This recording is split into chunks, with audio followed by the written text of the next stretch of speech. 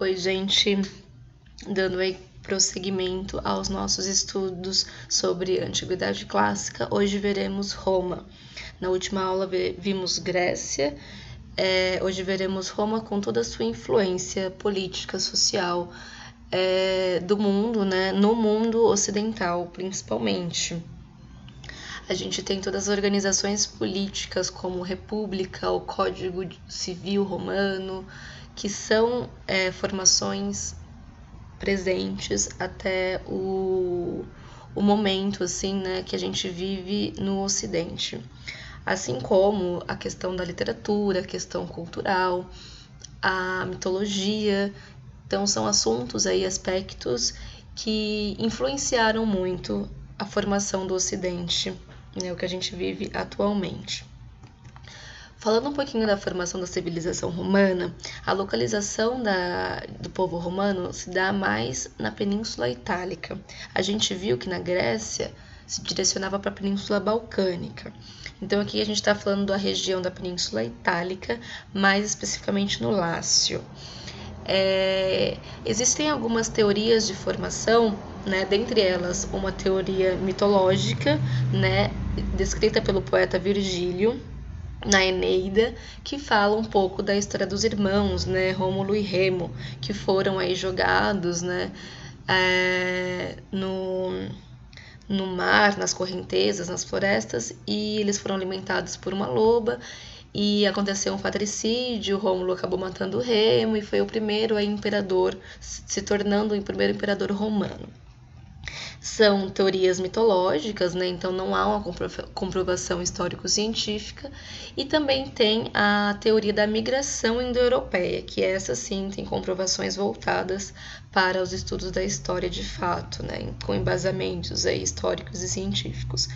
Com relação à formação da migração, a gente vai ter alguns povos, né? Latino-faliscos, sabinos e os etruscos. São esses povos iniciais que formam aí a população romana.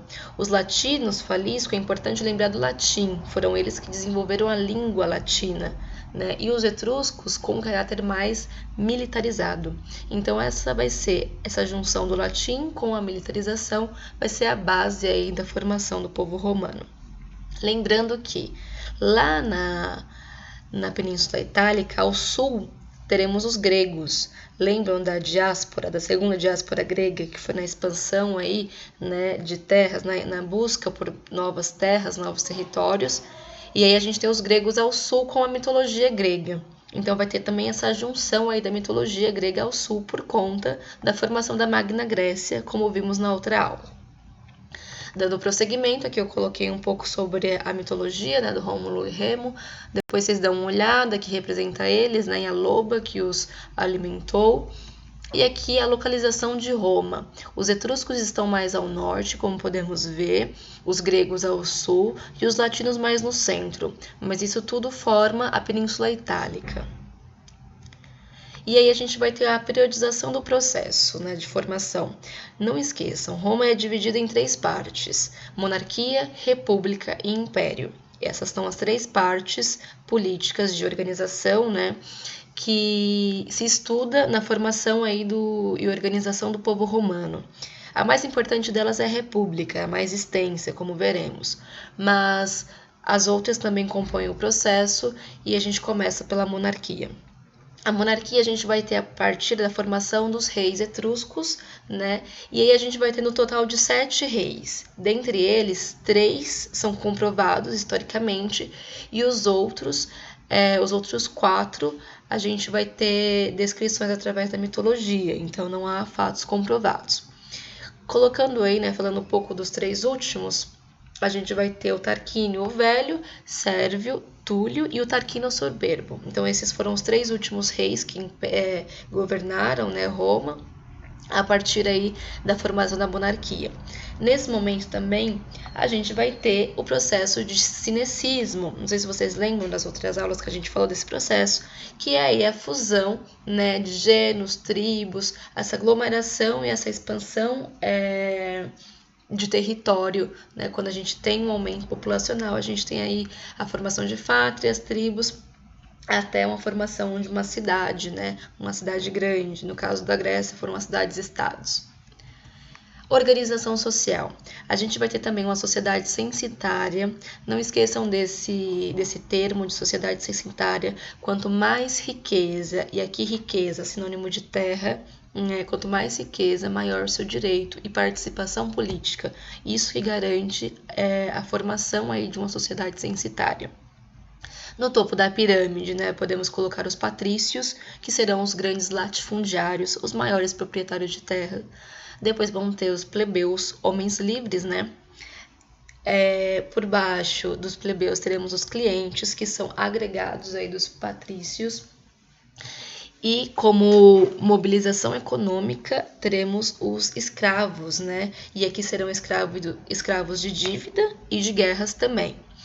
Então, a gente vai ter essa organização social. Lembrando que a gente falou nas últimas aulas também, essa sociedade, o modo de produção é um modo de produção escravista. E por que é escravista? Porque a base material, né, que mobiliza a economia são a classe, né, dos escravos, no caso. Seguindo aqui, vamos lá. Como eu falei, a monarquia é um período mais curto, né? Ela teve aí a participação, de fato, desses 3 últimos reis. E aí a gente vai ter conflitos políticos entre os monarcas e os próprios patrícios. Então, os próprios representantes aí da monarquia vão entrar em conflito com os patrícios. E aí a gente vai ter depois, posteriormente, o conflito entre patrícios e plebeus, né, que é a classe aí mais marginalizada da população. Com isso, a gente vai ter uma revolta organizada inicialmente pelos patrícios mesmo, e que vai gerar aí o fim, né, a queda da monarquia. Então, a partir de 1509 a.C., a gente já começa o processo de queda através da revolta patrícia, dando início à formação da República. Então, a gente tem nesse momento, né, uma nova organização política e uma organização muito importante que vai ser a República, mas através de uma luta, né, de uma revolta específica que era dos patrícios, dos grandes latifundiários. Então, não é uma revolta popular, né, é uma revolta que se deu por uma concentração já rica de uma população. Então, aqui a gente vai ter na República, né, a ruptura aí com a estrutura monárquica. E aí é importante a gente pegar o termo que significa mesmo a palavra república, né? Res vem de coisa, public, povo. Então é um bem público, né? Nesse momento, o Estado ele passa a ser, né, um bem público e não mais como um patrimônio de um governante. Né? O Estado é uma coisa do povo. O governante ele não pode administrar o patrimônio, né, e os bens públicos como algo próprio dele. Então a gente tem aqui o Estado como um bem comum, né, o significado aí da República. Entretanto, a sociedade ela continua sendo censitária, ela não é uma sociedade democrática, né? A democracia não foi o sistema desenvolvido assim como aconteceu em Atenas. A sociedade ela continua sendo censitária. E aqui a gente vai ter a estrutura política de Roma, né? Uma estrutura bem complexa que coloquei aqui como um mapa mental para a gente tentar entender basicamente. A gente vai ter assembleias, né? Assembleias centurial, que vão ser compostas, né? De um lado terão os patrícios e de outro os plebeus. A partir dessas assembleias, né, que vão ter o poder de eleger censores, né, e a partir dos censores a gente vai ter a formação também dos cônsules. E os cônsules aqui é importante porque ele faz parte da questão do militar, né, do comando do exército. Eles conseguem convocar o Senado. O Senado a gente vai ver que vai ser uma grande organização aí política, né, uma instância muito forte na República. E também eles conseguem ter indicações para possíveis ditaduras, né, em casos aí excepcionais de guerra e de revoltas. Mas aí falando da principal assembleia, que é essa centurial, a gente vai ter de um lado, né, os patrícios e de outro os plebeus. Dessa forma, a gente vai ter uma quantidade específica de plebeus e outra quantidade específica de patrícios. Basicamente foram 98 patrícios que são colocados nas assembleias e 95 plebeus. Tem uma diferença aí de 3 pessoas. Mas eles colocam, né, eles podem eleger cada grupo, 100 homens. Então, quando você multiplica esse número de 98 por 100, né, dá 9.800. Quando você multiplica 95 por 100, dá 9.500. Então, dando uma diferença aí de 300 votos. Então, de acordo com esse processo de organização, os patrícios continuaram tendo uma maior participação por conta dessa diferença. Então, eles, né, continuavam aí garantindo a sua participação excepcional e exclusiva nessa estrutura política romana. A Assembleia Centurial é uma das mais importantes, porque ela elege, né, como havia censores, o cônsul, que vai eleger o Senado. Então, ela é uma das mais importantes, mas tem outras também, que é a curial, que vai tratar de assuntos religiosos, a tribal, que é a conservação aí do policiamento e abastecimento das cidades. Então, entendendo basicamente como que se forma a centurial, né, esse processo de eleição de cônsules e formação do Senado é o primórdio, assim, para conseguir entender basicamente a estrutura da República Romana, né? E a gente vai ter também essa diferença, como eu havia dito, da participação de patrícios e plebeus, o que vai garantir basicamente uma legitimação sempre de senadores patrícios, né, no caso. Então a gente vai ter essa organização aqui política e aí a estrutura social. Na estrutura social a gente vai ter uma camada diferente que são os equestres, né, comerciantes e homens novos. A gente pode pensar nesses equestres como pessoas ricas, né, comerciantes ricos, só que não tão ricos quanto os patrícios.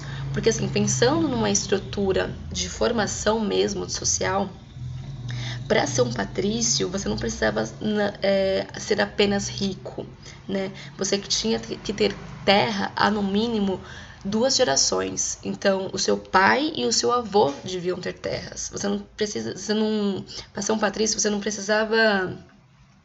Não era considerado pessoas que enriqueciam da noite pro dia. Tipo, eu fui filha de um escravo, por exemplo, aí eu consegui enriquecer e agora eu tenho terra, sou um patrício. Não, o patrício tem que ter no mínimo 2 gerações. Então, meu pai tem que ter sido dono de terra, meu avô tem que ter sido dono de terra. Então, aí a gente surge essa nova camada, que é os equestres, comerciantes, né, e homens novos também. Os plebeus permanecem, né, homens livres. Os clientes, né, agregados aí dos patrícios, mas com menos participação política, com menos poder aí, e os escravos, que são a base aí da economia, que vão mobilizar toda essa mão de obra. Os conflitos sociais, a gente vai ter, por ser uma sociedade de caráter censitário, a gente vai ter várias lutas sociais. A República, lembrem disso, a República era um momento de muita instabilidade, muita tensão social. A gente tem uma concentração de renda muito grande, a sociedade censitária, com uma grande desigualdade social. Consequentemente, a partir disso, a gente vai ter uma intensa mobilização de lutas sociais, principalmente pelos plebeus, né, que vão conseguir aí algumas participações, algumas normas, né, de igualdade, mas que vai se perdurar por boa parte aí do período da República. A gente vai ver que essa camada de patrícios, ela não quer perder terra a custo nenhum, então eles vão brigar também para ter essa concentração aí de riquezas. Então, a gente vai ter os conflitos sociais, né, devido a esse caráter censitário em patrícios e plebeus. A principal reivindicação vai ser a questão agrária, porque a terra é sinônimo de riqueza. Então, a gente tem a questão agrária muito constante nas reivindicações. E aí, vai começar o processo de greve geral da plebe. Os plebeus, eles tinham participação significativa na economia, então eles começam a falar, vamos para um lugar isolado, né, do comércio das cidades, para ver o que acontece, para ver se os romanos de fato vão sentindo essa falta. E eles começam o processo de greve geral. Nisso, a gente vai ter também uma importante formação social, que é o casamento. Não podia, nessa época, o casamento entre plebeus e patrícios. Então, eu coloquei aqui um texto também para vocês darem uma lida, para entender um pouco o que era essa relação do casamento. É muito diferente do que a gente tem atualmente. O casamento não como um sinônimo de amor, de sentimentos, mas como um sinônimo de enriquecimento, de prosperação do nome que eu tenho da minha família. Depois vocês dão uma lida, o pater familias, né, que era o pai de família, ele tinha um poder não só do filho dele que estava casando, mas do neto. Então, são outras concepções aí de casamento que a gente vai ter. Depois vocês dão uma lida. E aí, a partir daquelas revoltas, aqueles conflitos que a gente viu, vai começar o processo de reformas legislativas, né? Reformas aí de leis que vão dar uma maior igualdade e participação, né? Principalmente para os plebeus. A primeira dela começa no Tribunado da Plebe, né? Que aí coloca uma função legislativa, né? Com a participação dos plebeus. Então, formado aí por plebeus, né? Inicialmente a gente vai ter 10 plebeus com poder de veto sobre o Senado. E antes não tinha esse poder de veto, né? Os plebeus eles estavam lá para votar, mas não tinha possibilidade de veto.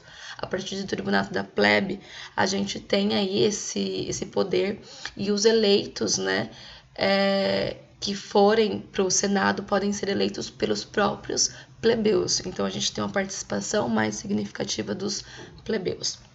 Depois a gente vai ter aí os decêmviros, né, que vão colocar o código de lei escrito, né, 10 legisladores para escrever aí os códigos de leis romano.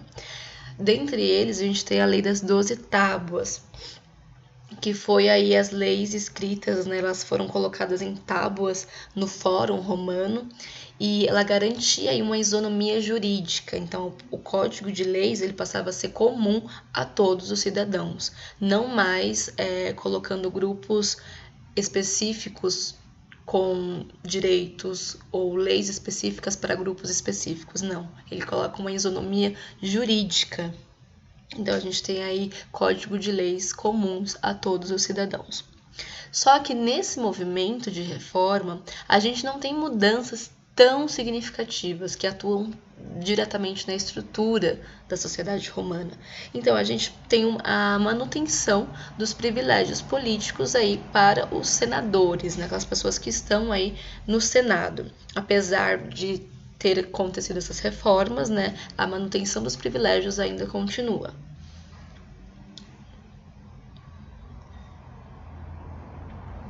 E aí a gente vai ter também algumas reformas, né, do quesito aí legislativo, colocando a liberdade agora entre casamentos de patrícios e plebeus, mas era algo assim bem mais para ver do que acontecia na prática, né?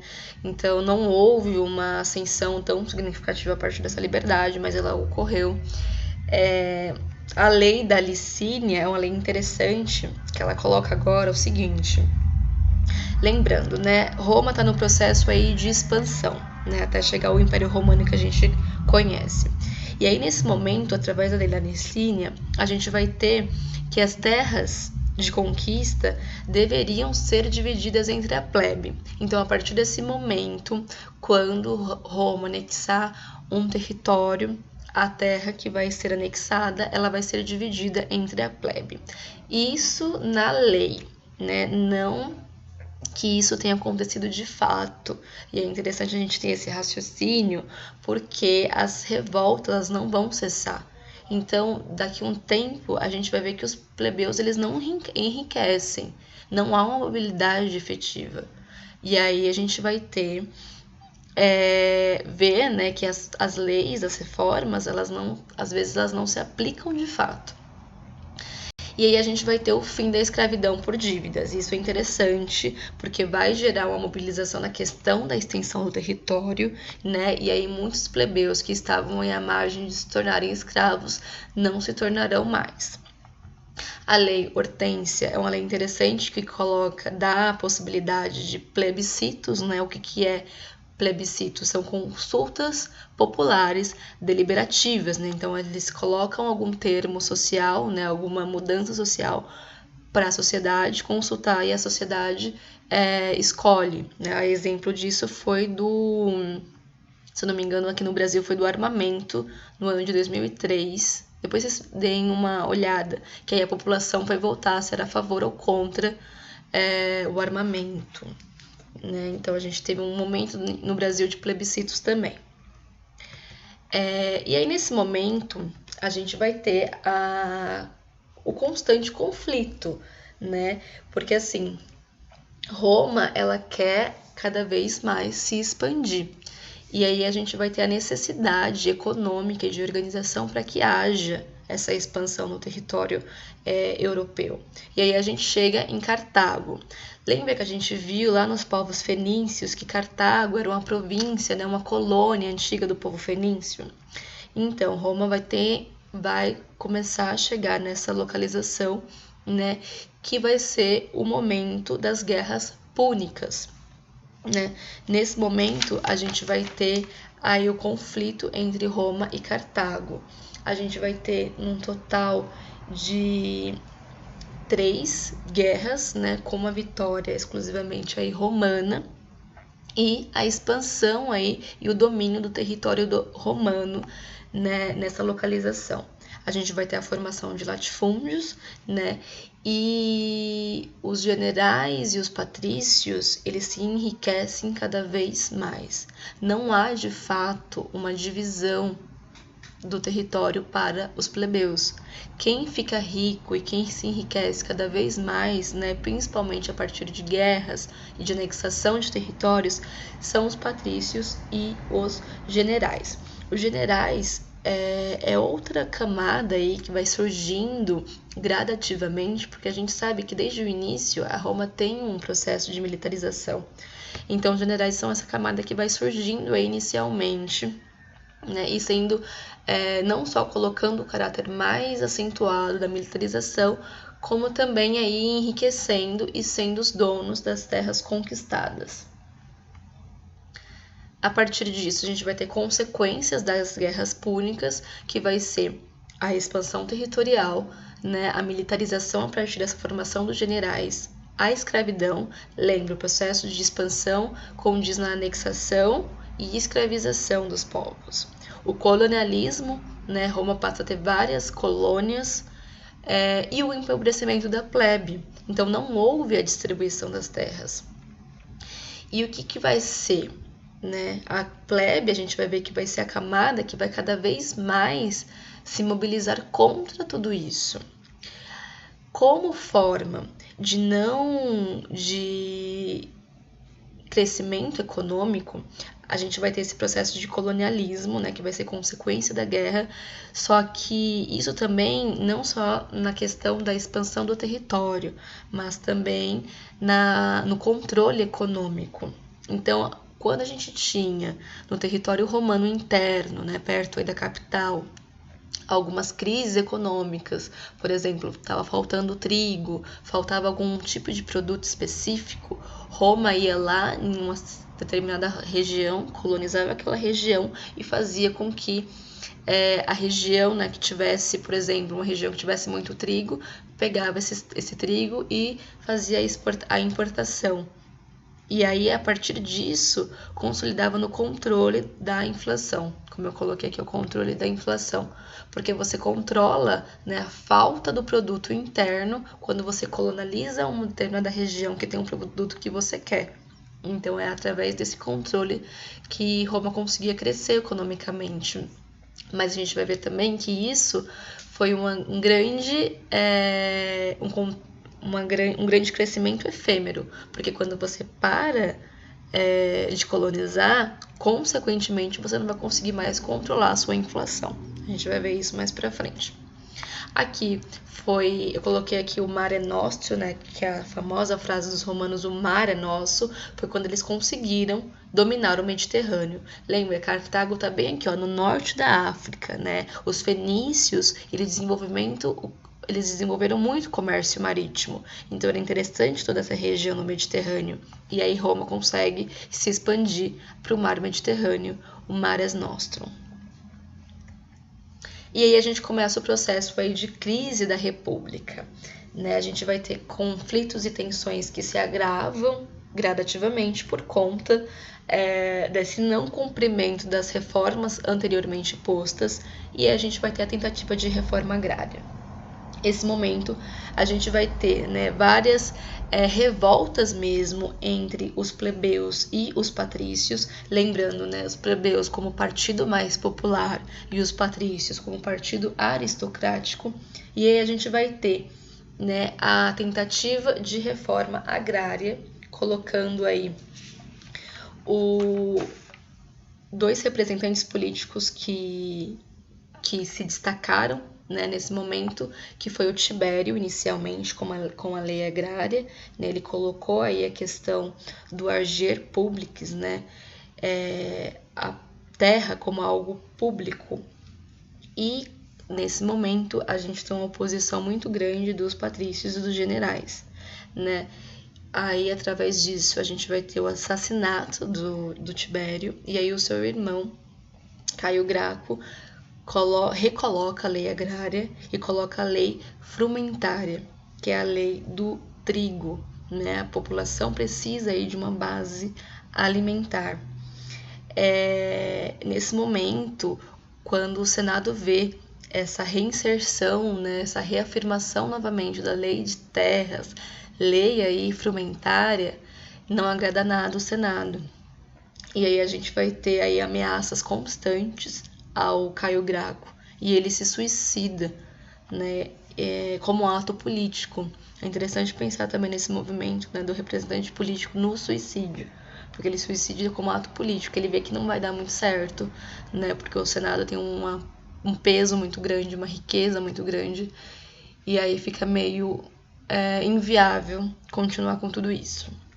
A gente vai ter o fracasso da reforma, né, e a permanência da concentração das terras nas mãos dos patrícios.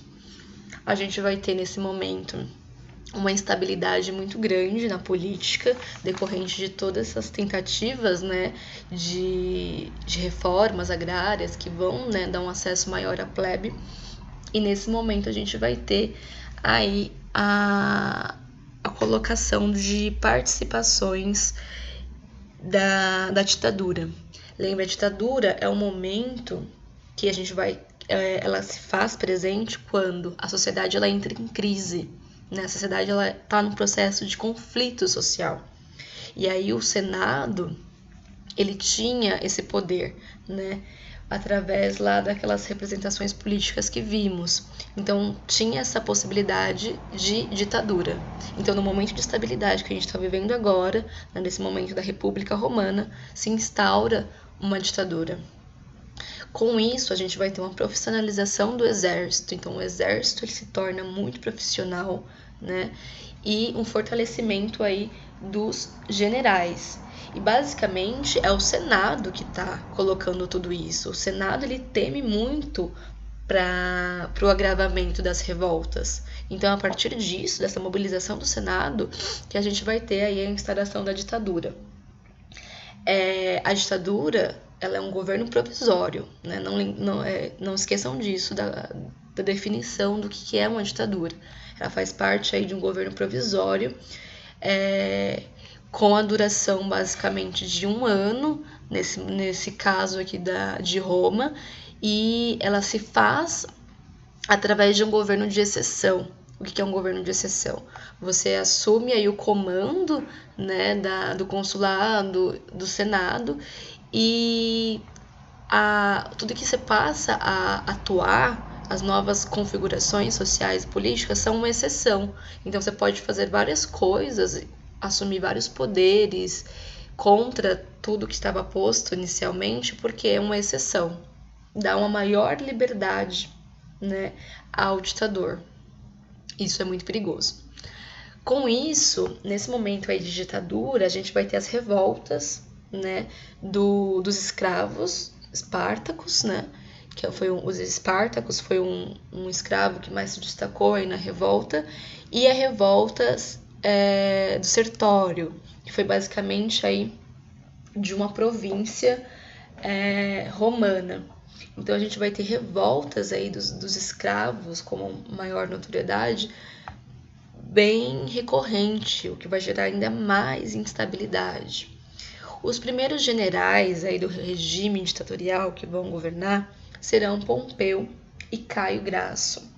Eles controlam, né? Pompeu aí vai controlar a revolta dos escravos e o Crasso, principalmente, vai controlar aí das províncias, né? Do Sertório. E aí a gente vai ter aí a participação desses representantes aí, desses generais que vão tá colocando aí, né, o desenvolvimento da ditadura no período romano, na República. Aqui eu coloquei um texto que fala um pouco da Guerra dos Escravos, né, lembrando que os gladiadores, né, eles faziam parte dos espetáculos, né, e eram os escravos que faziam parte disso também. Depois vocês dão uma lida, é bem interessante. Tem um filme, não sabia da existência desse filme, fiquei sabendo quando estava preparando a aula do Kubrick. Vou assistir, espero conseguir assistir nesse período aí de quarentena, gente. Mas depois que eu assistir, a gente pode também discutir aí algumas coisas. E aí a gente vai entrar, né, nesse processo aí de ditadores. Eles colocaram aí como organização política 3 líderes, né? Criação aí de triunviratos, que seria mais para 3 líderes militares, políticos militares que vão governar a partir de agora. Isso no processo de crise da República que se instaurou uma ditadura.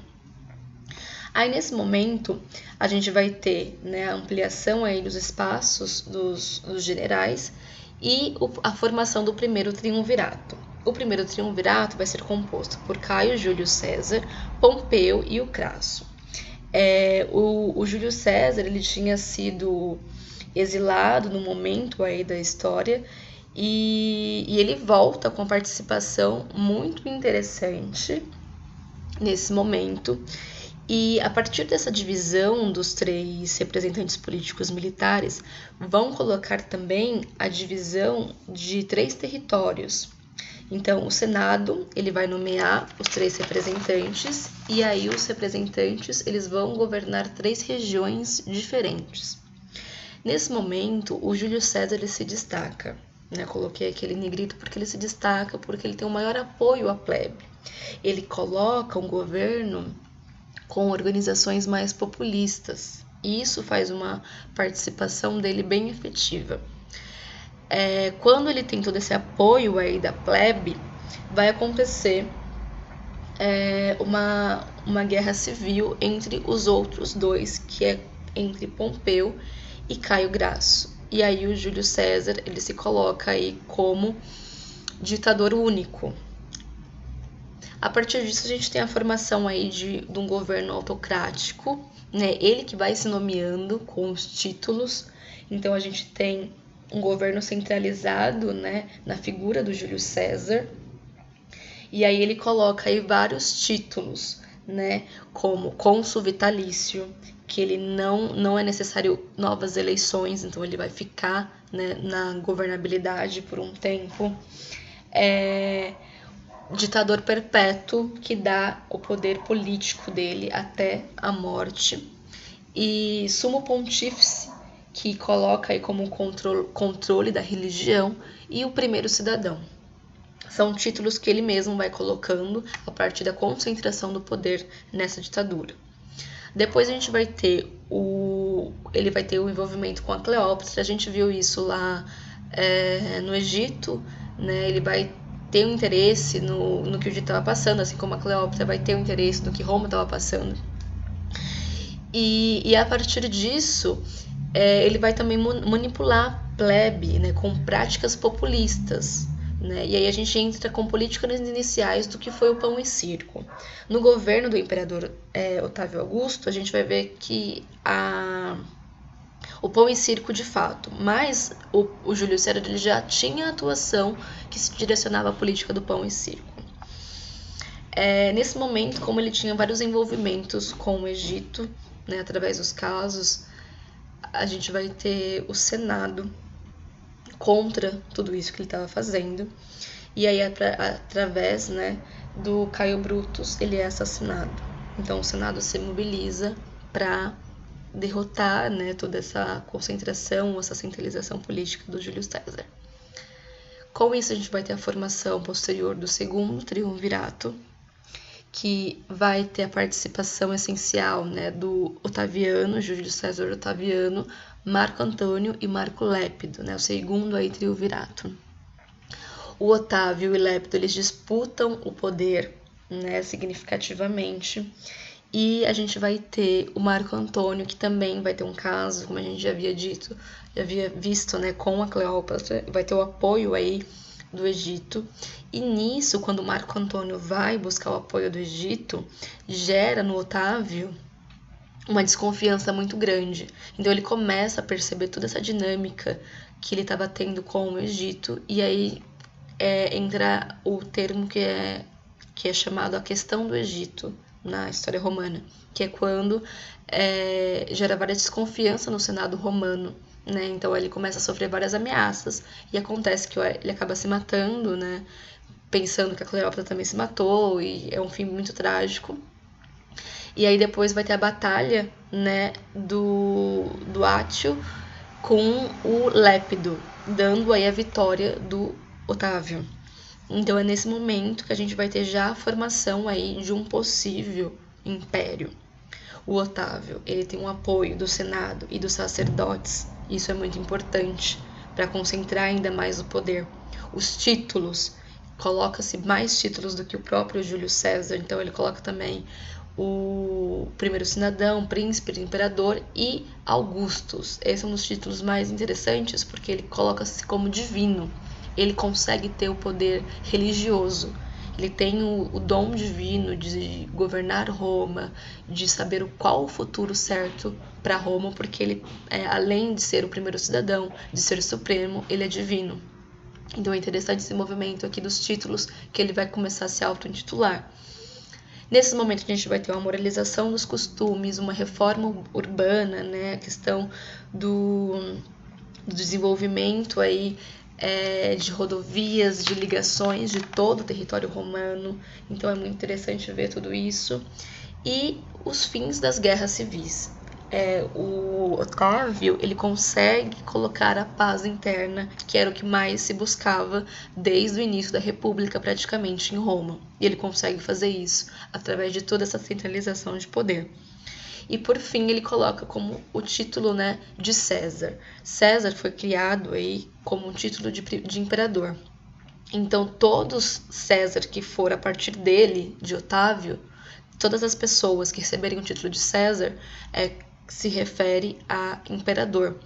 E aí tem aquela famosa frase, né? Todos foram César, menos o próprio Júlio César, porque o César vem da governabilidade do Júlio César, mas ele não chegou a ser um imperador, né? Ele morreu, ele acabou morrendo antes, mas todos os outros que vieram depois deles foram César, menos o próprio Júlio César. Interessante pensar sobre isso também. Aqui a gente vai ter os domínios de Augusto, então ele consegue, né, o território romano antes e depois da conquista.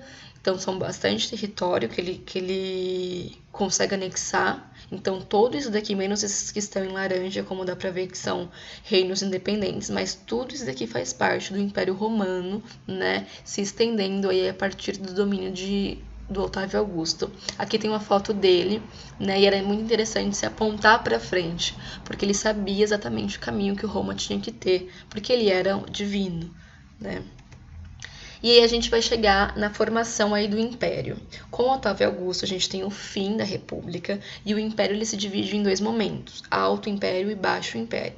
No Alto Império a gente vai ter a centralização do poder, né, na mão do imperador, consequentemente o Senado, que era a participação mais significativa na República, começa a perder poder aqui. A gente vai ter um imperador cultuado como divindade, né, Augustus. A sociedade ela continua sendo censitária. A expansão do militarismo através, né, dessa hierarquia militar. E a gente vai ter a manutenção dos privilégios da aristocracia com os comerciantes mais enriquecidos. Com isso, a gente vai ter a intensificação dos papéis das planícies, ou seja, é interessante que você tenha um controle sobre as planícies e as colônias, né? Você expanda, mas tenha a participação efetiva disso para que não haja uma mudança na economia. A cobrança de impostos e isso interligando por estradas, então ele consegue ter toda essa dinâmica de impostos, de ligações de estradas, de participação das planícies e colônias, configurando na Pax Romana, né, que é o limite aí da extensão. Então, a partir desse momento, a gente não tem mais para onde expandir. E aí a gente tem o fim das guerras, né, a paz romana. Ele vai também desenvolver a política do pão e circo, como já começou com Júlio César, né, mas agora se consolida ainda mais. Né? A gente vai ter o pão e circo, ele é uma forma de política que vem do evergetismo. Depois vocês dão uma procurada, mas o que mais cai no vestibular é essa forma que é o pão e circo que a gente conhece atualmente. Que é basicamente o seguinte, você tem que dar pão, né, o trigo, para as pessoas se alimentarem e as diversões. Né? A gente vai ter a realização aí de atividades, né, públicas, os espetáculos, né? Então você a partir dando alimentação para a população, né, dando comida e dando atrações, você consegue ter um controle muito grande social, né? A plebe principalmente vai conseguir ser controlada a partir dessa política. Então é interessante pensar, né, e muitas pessoas conseguem colocar isso atualmente na sociedade que a gente vivencia, né? Os governos que, né, dão atrações e determinadas regalias acabam manipulando o povo mais significativamente.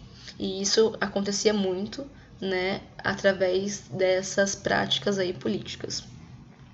E aí a gente vai ter também nesse momento um grande desenvolvimento cultural, né? Nesse momento que a gente vai ter a participação de grandes literários, né, que descreviam esse momento, lembrando a participação, a formação dos coliseus, dos monumentos romanos, né, as lutas, os gladiadores, que quem participava nessas lutas eram os escravos.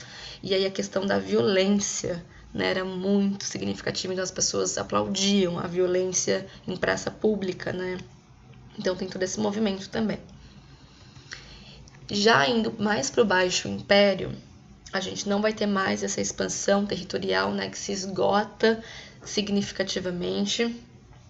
E um momento interessante que é o surgimento do cristianismo. O cristianismo ele surge aqui já no Baixo Império e ele revoluciona basicamente a estrutura do povo. O cristianismo ele nasce de uma forma muito subversiva, né? Então, ele é uma ameaça total à ordem do império. Todas as formulações ideológicas do cristianismo vão contra a formação do império. Porque, assim, pensando, né, o Otávio Augustus, ele é divino. E isso o cristianismo abominava, né? A gente não tem que ter um representante divino que se ligue à política, no caso. A questão da militarização, a questão da violência no Coliseu, né, os gladiadores, e o cristianismo via muito pacifismo. A questão do espiritualismo, né, não mais do materialismo romano, a questão do desenvolvimento econômico, de ter produtos, de anexar escravos. Então aí é muito contra tudo que estava posto na população romana. Então a gente tem isso muito subversivo mesmo ao que representava a população. E aí a gente vai ter a ideia da salvação pelo sofrimento. A gente vai ver que a maior parte da população que vai se colocar, né, vai aderir ao cristianismo serão as populações mais sofridas, a camada de escravos, né, os plebeus também estão baixos, mas mais os escravos. E aí eles justificavam tudo isso pela salvação. Então, se você está sofrendo agora, se você é um escravo que sofre, é porque você vai ter a salvação para a vida eterna, você vai conseguir, né, ir em busca aí dos preceitos divinos em outra vida. Então a gente começa aí o cristianismo com esse movimento de subversão. Aqui eu coloquei a dimensão do Império Romano, Ocidente e o Oriente, para a gente ver que já vai começar a se dividir o território. E aí a gente vai ter a crise do Império. Quando a gente tem, né, a formação aí do cristianismo, os primeiros representantes políticos, principalmente, né, o Diocleciano, vão colocar aí o cristianismo como crime, né? Então as pessoas que eram consideradas cristãs eram caçadas e tudo mais. E aí algumas práticas dos representantes a partir de agora para tentar resgatar a economia, resgatar o que era o Império Romano antes. A gente vai ter aqui um possível tabelamento de preços feito pelo Diocleciano, porque assim não tem mais produtos, a gente não tem como pegar produtos dos outros territórios porque a gente não está anexando mais. Então vamos tentar tabelar os preços para que não haja uma inflação, mas vai haver inflação porque não há mais produtos. Então não deu muito certo. Depois do Diocleciano veio o Constantino. E aí, nesse momento, o cristianismo já está muito grande. A adesão cristã já está, assim, desmedida. E aí, a solução que eles encontram é dar liberdade de culto aos cristãos. E aí, coloca uma segunda capital no Império Romano, que é a capital em Constantinopla, né, mais voltado aí pro Oriente. Então, Constantino, ele dá liberdade de culto aos cristãos e coloca a capital, uma segunda capital no Império, que é Constantinopla. Depois de Constantino, vem o Teodósio. E aí, nesse momento, a gente tem o cristianismo como religião oficial, né? A gente vai ter a divisão do Império Romano em duas partes. Aqui no outro slide dá para ver o Império Romano do Ocidente e o Império Romano do Oriente. Quem faz essa divisão é o Teodósio. E aí a gente tem a formação da religião oficial. A religião oficial é a religião da Igreja, a formação da Igreja Católica Apostólica Romana. É o catolicismo, gente, não confundam com religiões cristãs, com formações de vertentes cristãs, porque o catolicismo, ele coloca só a base da Igreja Católica, não a formação de outras vertentes cristãs. É mais direcionada à Igreja Católica. Então, como crise do Império, a gente tem a fragmentação do exército. Então, o exército ele não consegue mais se colocar, né? Tem várias crises internas no exército. E aí, quando tem essa fragmentação do exército, as fronteiras elas ficam desprotegidas, as fronteiras do Império. Principalmente onde estava sofrendo mais crise, que é aqui, ó, no Ocidente. Então, as fronteiras aqui do Ocidente começam a ficar extremamente enfraquecidas. A gente vai ter a crise do colonialismo, não consegue mais expandir, não consegue mais, né, ter o poder de colônias. A desmonetização da economia, então a moeda não tem mais valor. Então você vai começar a pensar em possíveis trocas. E isso já é a base da sociedade feudal, né? Lembra a questão das trocas? O colonato, substituição da mão de obra. Então, nesse momento, a gente vai ter plebeus e escravos indo para as fazendas dos patrícios para trabalharem para eles em troca de proteção e utilização da terra. Então, a gente vai começar várias práticas aqui no final da crise do Império que dão a base para a sociedade feudal, que é a formação de servos, o êxodo urbano, a gente vai ter a formação de a concentração mais do campo, né, do feudo. Então a gente tem aqui novas formações que são decorrentes da crise do Império. Formação da Igreja Católica Apostólica Romana, o catolicismo. E aí, com isso, com todas essas fronteiras enfraquecidas, a gente tem a invasão dos bárbaros. E aí, lembrando que os bárbaros, eles não são os estrangeiros, são os povos que não falam latim. Todos os povos que não falam latim são considerados como os bárbaros. Então, não só o fim do Império Romano, ele não se dá apenas pela invasão dos bárbaros. Eu acho que é isso que fica mais, né, latente na nossa cabeça. Não, foi todas essas causas aqui que a gente viu anteriormente, né? Fragmentação do exército, crise do colonialismo. Então foram várias essas causas juntas que consolidaram aí no fim do Império Romano do Ocidente. O do Oriente ele continua, tá? Então aqui no Ocidente ele se dá o fim, né? Ele se fragmenta, ele rompe com a invasão aí dos bárbaros. O do Oriente continua, que vai ser o Império Bizantino, que a gente vai ver nas próximas aulas. Então, dá aqui, nesse momento, o fim do Império Ocidental, e fim do Império Romano Ocidental. Aqui, gente, eu coloquei uma questão da Unicamp, que fala um pouco desse processo aí de gladiação, né? Ele coloca que há um mosaico romano, um dos mais bem conservados, né? A composição, e aí apresenta como tema cenas próprias de um anfiteatro romano, né? Pensando aí no Coliseu e nas dimensões aí dos gladiadores. Aí ele pergunta, a partir da leitura da imagem e do conhecimento sobre o período em questão, pode-se afirmar corretamente que a imagem representa... Aí vamos ver as questões, as alternativas. A luta entre 3 gladiadores, beleza. Prática popular entre membros,